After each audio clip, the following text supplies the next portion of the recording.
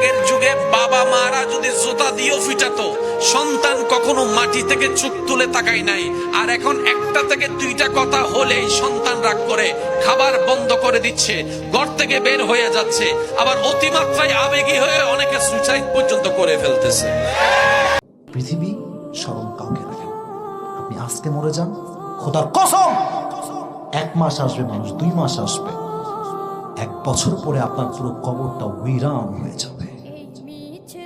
আপনার কবরের প্রত্যেকটা বেড়াগুলো পচে যাবে, মাটিগুলো ধসে যাবে, ওখানে নতুন করে গাছ বের হবে, একদিন লেভেলটা সমান হয়ে যাবে।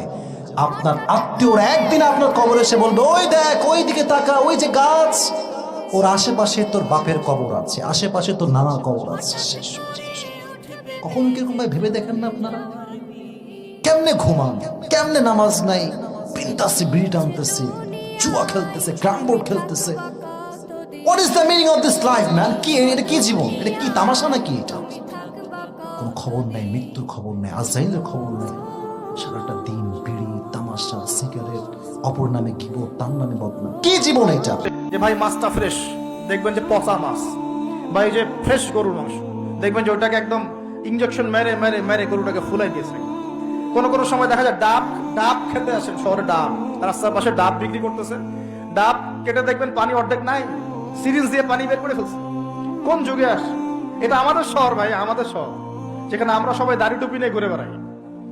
আমরা বাইরে একটা অভিনয় করতেছি, আমরা আসলে বাইরে একটা অভিনয় করতেছি।